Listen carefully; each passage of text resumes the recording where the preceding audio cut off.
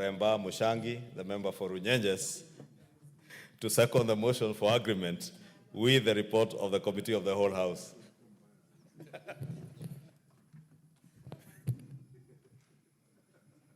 Thank you, Honorable Speaker. I second.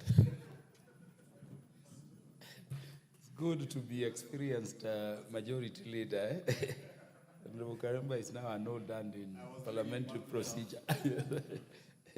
Honorable members, I now propose the question, which is that the House do agree with the committee in the said report.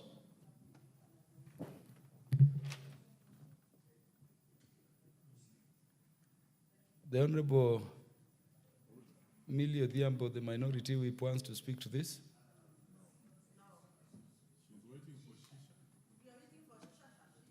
Okay. Yes, the Honorable Majority Leader. Honorable Speaker, I know this bill has taken quite some time because of the enormous work that was involved with the various committees, and allow me to take this opportunity to thank the Chair Energy, our Chair Labor, the Honorable Karemba, the Chair Jailak, and I think the other Chair was the Chair for Sports, who are very diligent in all the work that they put in considering these amendments. Honorable Speaker, particularly allow me, Honorable Speaker, to now tell our judicial officers, Honorable Speaker, that in accordance with the mandate that was conferred to the Judicial Service Commission by Articles 172, 1B, and 251D of our Constitution, the Commission can now review and determine the nature of transport facilitation and the rates of reimbursement of daily subsistence of expended by judicial officers, from judges, other judiciary staff, Honorable Speaker. And you know, our judiciary and judicial officers, including our judges, all the way from the judges of the High Court to judicial officers in lower courts, all the way to magistrates, have suffered for some time because they have been subjected to the vagaries of the Salaries and Remuneration Commission, Honorable Speaker.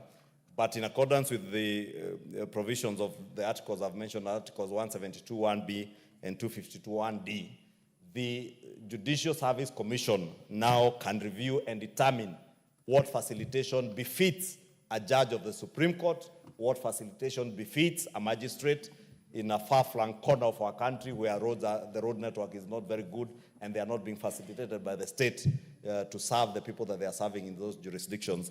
And with the amendments in this miscellaneous statutes amendment bill, Honorable Speaker, it will now be possible for the Judicial Service Commission to do that, to facilitate the efficient working and delivery of justice to Kenyans across the country. Of course, I hear whispers about what about members of parliament. The Parliamentary Service Commission, Honorable Speaker, does the same. It determines the remuneration or the facilitation to be able to facilitate your movement. But probably I should take this opportunity, Honorable Speaker, to remind the Parliamentary Service Commission that those members of parliament from Nairobi and areas surrounding Nairobi, like Kikuyu constituency, those from Machakos, those from Murang'a, those from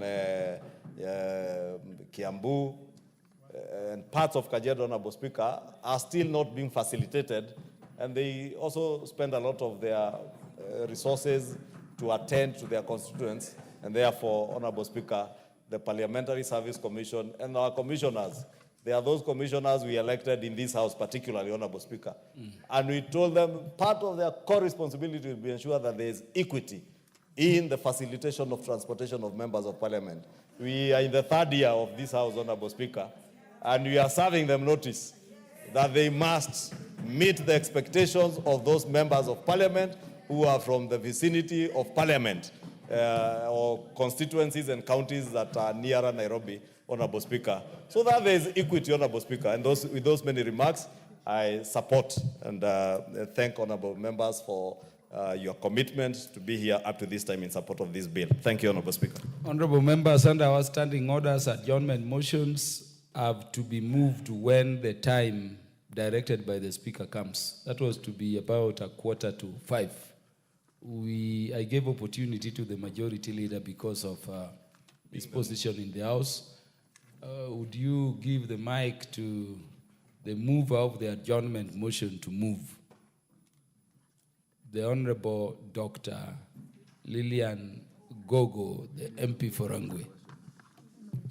Adjournment of the House to discuss the implementation of the Social Health Insurance Fund.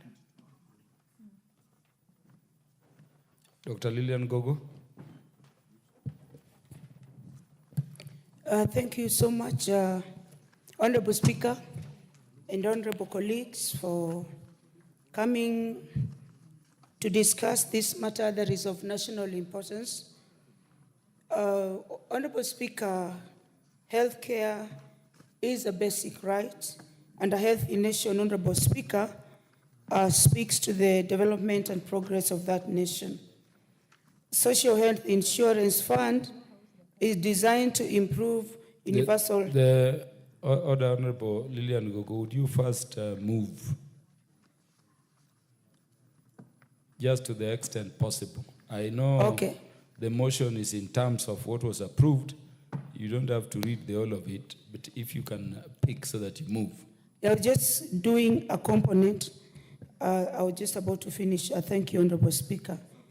The objectives are commendable as it aims to bridge critical gaps, though the rollout has faced several challenges, and it is important that we look at this as a matter of national importance. I beg to move, Honorable Speaker.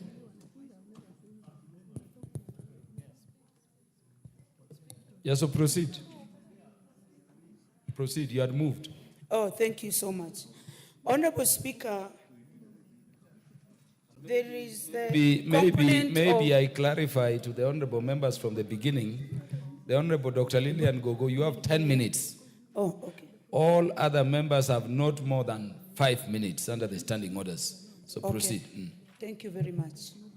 Honorable Speaker, it is usually the desire of every government to provide health care to its citizenry.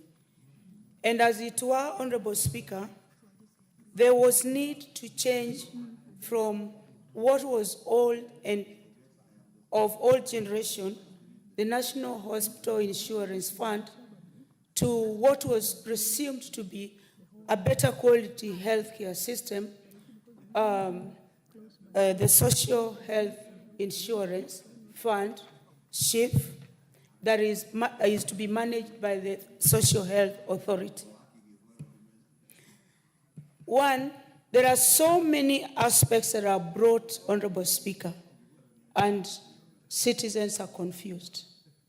They don't know whether it is NIF, they don't know whether it is SHIF, they don't know whether it is SHA, they don't know whether it is SHO.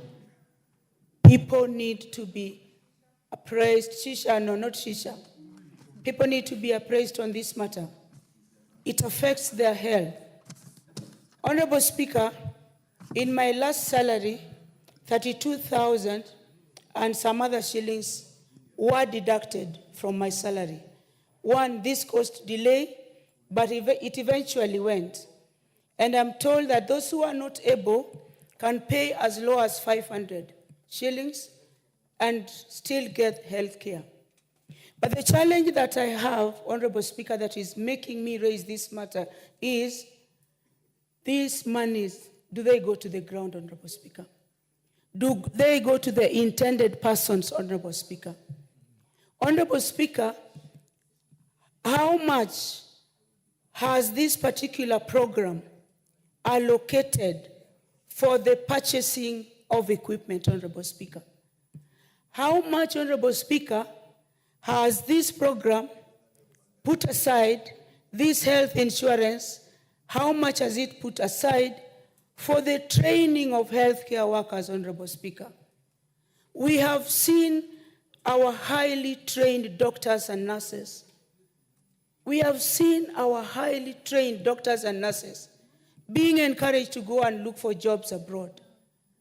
As much as money is gotten from my salary, the concern that I have, Honorable Speaker, is that does this money reach a poor woman who is going to deliver at the Rangwe Sub-County Hospital?